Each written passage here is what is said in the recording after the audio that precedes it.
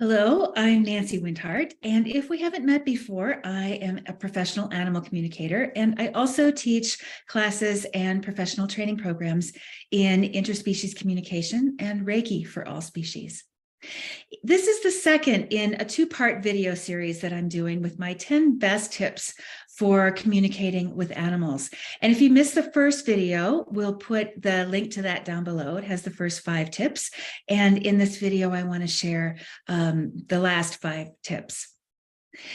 So tip number 6, if you're following along in the series, is to approach animals with respect for them as fellow sentient and spiritual beings.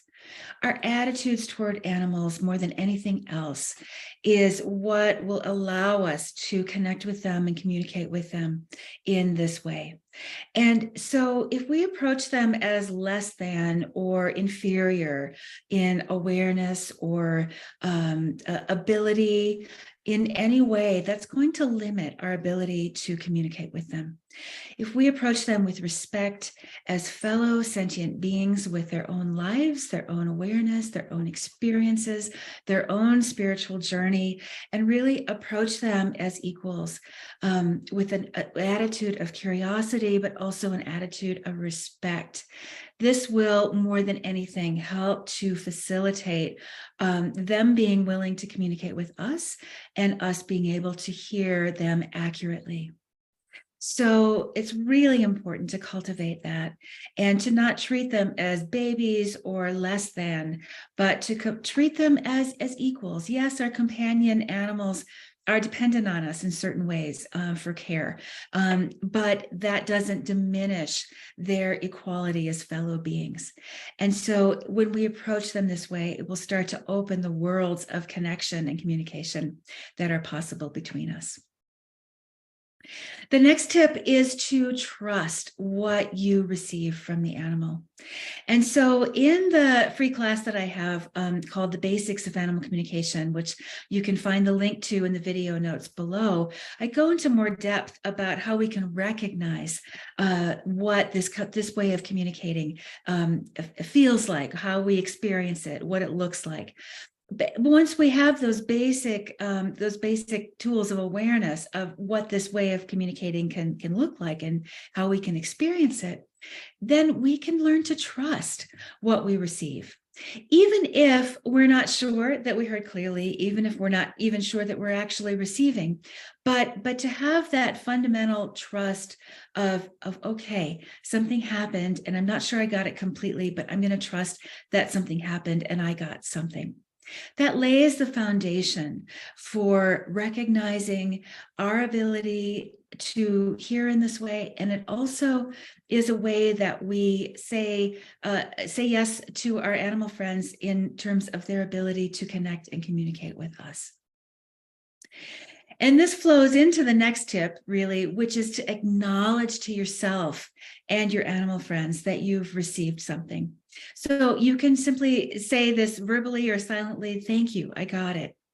And even if you're not sure, again, it's normal, especially the beginning stages, to not know for sure what's happening, but to just say thank you. Thank you. I acknowledge that you are trying to communicate something to me, and I acknowledge that I am doing my best to receive something from you. And this is what, I think I got, and I'm going to acknowledge that and just say thank you. That starts to build this muscle of trust, both for yourself and your process, and also with your animal companions in their communication with you. And then my next tip is to find a teacher. And our animals are usually our best teachers. And so they're our primary teachers, but it can be helpful also to have a human teacher who is farther along on the path and who has been through this process and who's developed some of the skills to both in their own journey, and then to help other people to develop these skills. So I encourage you to look for a teacher that you really resonate with, that you have a good feeling about. Trust your intuition about that. Explore books, videos, websites. There's so much available now, and really trust your intuition about the teacher or teachers that may be a good fit for you. Not every teacher is right for every student, and not every student is right for every teacher. It's important to have a really good fit where you feel supported, where you feel nurtured, where you can really trust that somebody is going to give you honest and accurate feedback about your process. So it's important to do that. And whether that teacher is live and somebody that you work with in an online or in-person kind of setting, whether you read a book, whatever that looks like for you, it's really important to find a teacher that can help to support you on this process. And then my final tip, and in a certain way, I think this is the most important one, is just to say yes. Say yes to yourself. Say yes to this process. Say yes to the animals.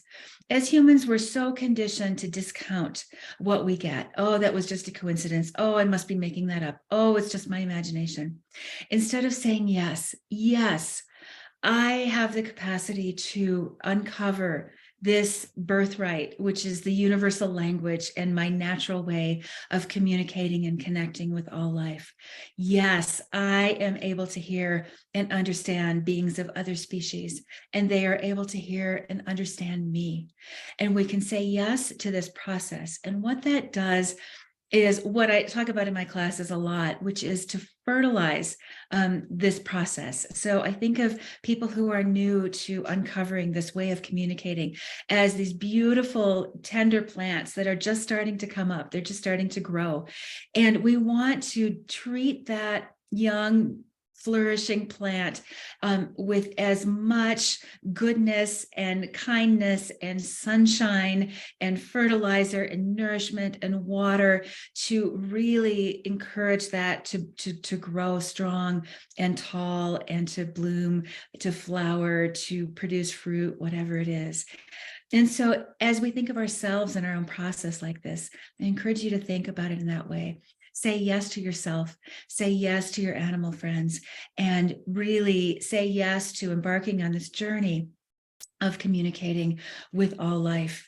Our species has oftentimes forgotten this way of communicating and lost our way a little bit, but our animal friends and other species are so willing to help us and to welcome us back into this universal connection, into the web of life, which we as humans are a part of, but sometimes we forget that we also are animals and that we are connected in this way. So if you'd like to learn more about animal communication and this way of being and connecting, I invite you to check out the links below for the free class and the beginning animal communication class, and have a look at my website. I have lots and lots of blog posts and free information, other videos and audio that you are welcome to access. So I invite you to do that. And thank you very much. And I will see you in the next video.